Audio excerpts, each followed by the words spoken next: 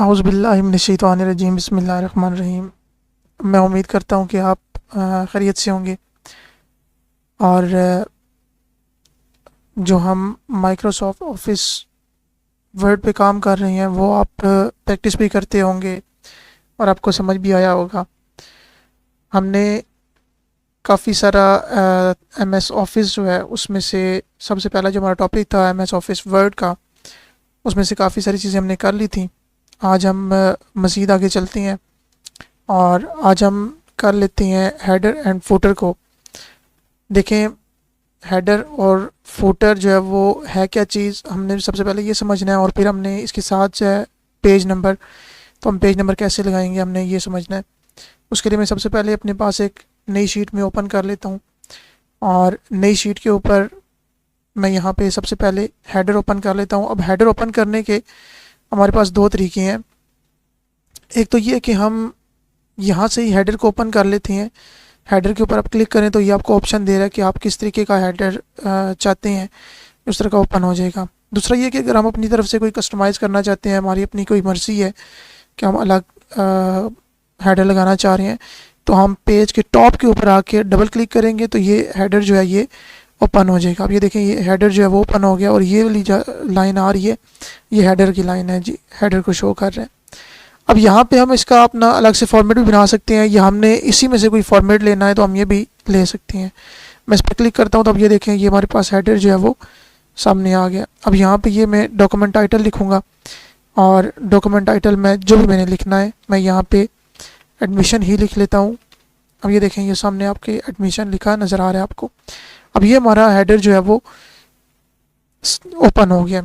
अब यहाँ से इसी हेडर के अंदर हम पेज नंबर भी इंटर कर सकते हैं अगर हमने पेज नंबर लगाने हैं, और अगर हमने पेज नंबर एंड पे लगाने हैं तो हमने उसके लिए फुटर का इस्तेमाल करना है, तो हम उस तरीके से इस्तेमाल भी कर सकते हैं। अब ये चीज़ ध्यान में रखिएगा कि हेडर का जो मकसद है वो ये है कि कोई भी आपने किसी भी पेज पे हेडर लगा दी है तो आपके जितना भी डॉक्यूमेंट्स होंगे, जितने भी उसके पेजेस होंगे, उन सारों के ऊपर वो हेडर आपके आता जाएगा। जैसे अब देखें, यहाँ पे मैं ये हेडर नहीं लगाया और मैं यहाँ पे इसको क्लोज कर देता हूँ, क्लोज हेडर एंड फुटर। अब यहाँ पे मैं पेज 1 पे हूँ। अगर आप ये देखें लेफ़्ट साइड पे बॉटम के कॉर्नर पे आपको नज़र आ रहा है पेज 1 ऑफ 1। अगर मैं इससे नीचे चलता जाऊँ तो ये आप देखें मैं नेक्स्ट पेज पर आऊँगा जिस वक्त, तो यहाँ पे ये मैं नेक्स्ट पेज पे आ गया हूँ, ये पेज 2 ऑफ 2 आ गया। अब यहाँ पे ये हेडर जो मैंने लगाया था वो उसी तरह लिखा मुझे नज़र आ रहा है। तो ये हेडर का काम होता है कि ये आपके तमाम पेजेस पे ऑटोमेटिकली जो है वो प्रिंट आउट होता जाएगा। अब यहाँ पे तो ये ब्लर आपको नज़र आ रहा है, लेकिन आप जिस वक्त कोई भी डॉक्यूमेंट प्रिंट आउट लेते हैं उसका, तो ये ब्लर नहीं रहता, बल्कि ये अपने पूरे कलर जो होता है वो आपको दे रहा होता है, या पूरा फॉर्मेट जो होता है इसका वो आपको दे रहा होता है।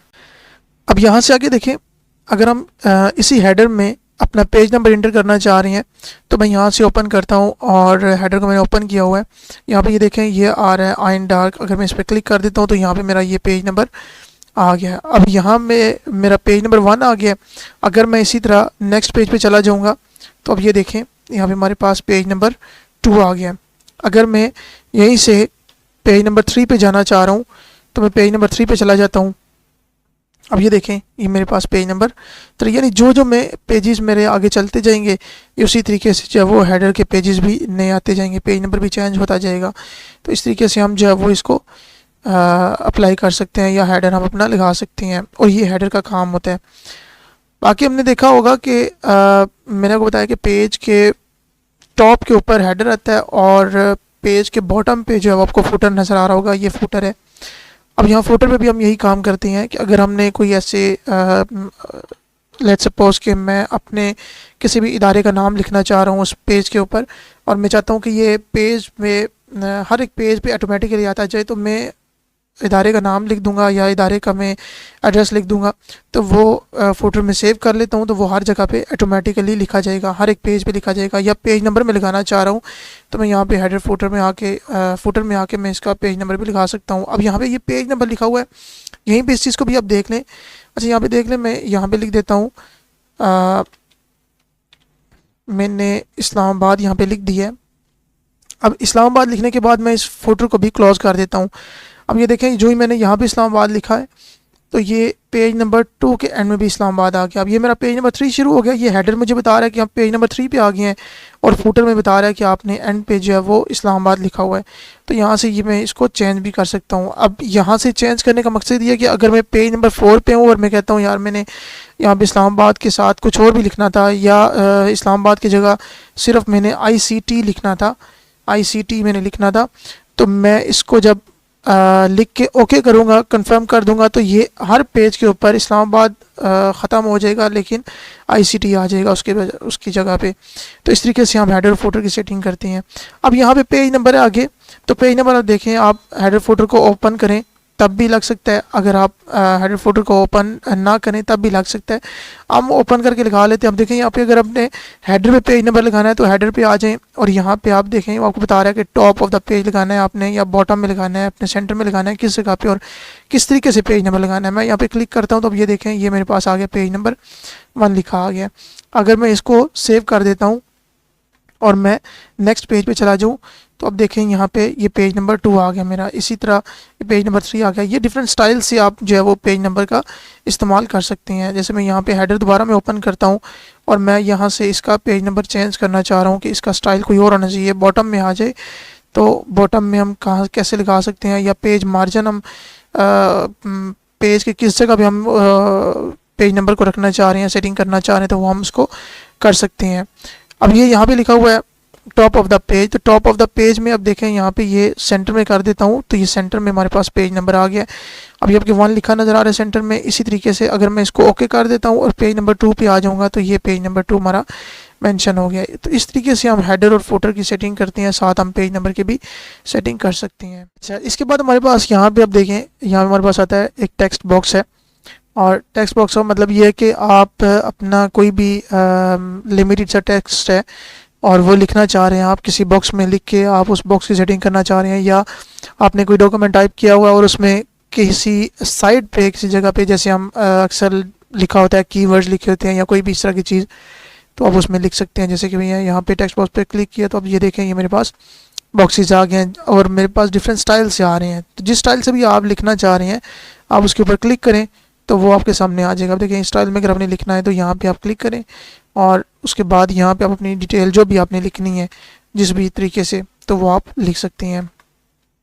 आप इसको छोड़ देंगे तो ये आपका फिक्स हो जाएगा, यानी ये आपका टेक्स्ट बॉक्स हो गया, ये अपनी जगह पे फिक्स हो जाएगा। अच्छा, इससे आगे इसी तरीके से हमारे पास यहाँ पे क्विक पार्ट्स आता है। क्विक पार्ट्स में ये होता है कि आप कोई भी चीज़ जो आपने लास्ट टाइम रजिस्टर्ड की होती है, यानी आप माइक्रोसॉफ्ट ऑफिस जैसे मेरे नाम पे रजिस्टर्ड है, तो देखें यहाँ पे जब मैं क्विक पार्ट्स पे क्लिक करूँगा तो ये मेरे पास जनरल से आ रहे हैं कि ये मेरा नाम आ गया जी क्विक पार्ट्स में। इसी तरीके से यहाँ पे अगर मैं इसकी शॉर्टकट लिखूँ तो ये मेरे पास शॉर्टकट इसका आ गया। तो इस तरीके से ये मैं क्विक पार्ट का इस्तेमाल कर सकता हूँ। उसके बाद हमारे पास यहाँ पे वर्ड आर्ट आ रहा है।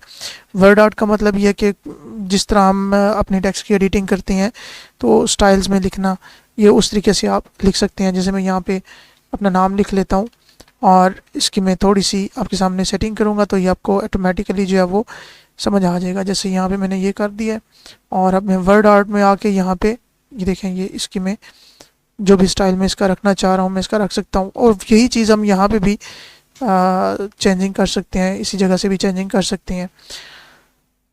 तो इस तरीके से हम जो है वर्ड आर्ट को इस्तेमाल करते हैं। इसके बाद हमारे पास आ जाता है सिग्नेचर लाइन आती है, और सिग्नेचर लाइन ये है कि हमारे पास एक एंड पॉइंट बन जाता है जो आप किसी भी जगह पे यूज़ कर सकते हैं। ये पेज के एंड में या पेज के शुरू में, तो ये हर जगह पे आपको जो है वो ऑटोमेटिकली हर पेज के ऊपर या at the end of the जो हमारा डॉक्यूमेंट है, at the end of document हम वहाँ पे लगा सकते हैं। इसमें जिस तरह हम कोई भी चीज़ देखें कि जब राइटर लिखता है तो वो राइटर अपने एंड पे जो है वो अपना कोई ना कोई डिटेल लिखता है, जैसे अपना नाम लिखता है या अपने इदारे का नाम लिखता है या अपना क्वालिफिकेशन वगैरह कोई मेंशन करता है, तो वो चीज़ जो है वो सिग्नेचर लाइन से ऐड की जाती है। इससे आगे हमारे पास आ जाता है डेट एंड टाइम। अब डेट एंड टाइम जो है इसका मतलब ये है कि आप कोई भी डॉक्यूमेंट लिख रहे हैं और आपको ये पता नहीं है कि यार ये आई डेट क्या है या टाइम क्या है, तो आपने उसकी एडजस्टमेंट करनी है। तो आप इसके ऊपर क्लिक करें तो यहाँ पे आपके पास बहुत सारे फॉर्मेट्स आ जाते हैं। अब इन फॉर्मेट्स के मुताबिक आप जो है वो डेट एंड टाइम जो है वो सिलेक्ट कर सकते हैं। जैसे मैं यहाँ पे ये कर लेता हूँ 9 दिसंबर 2024 में ओके करता हूँ, तो ये देखें ये हमारे पास आज की डेट जो है वो जिस फॉर्मेट में मैंने चूज़ की थी वही फॉर्मेट में आ गई है। इससे आगे हमारे पास ऑब्जेक्ट आता है।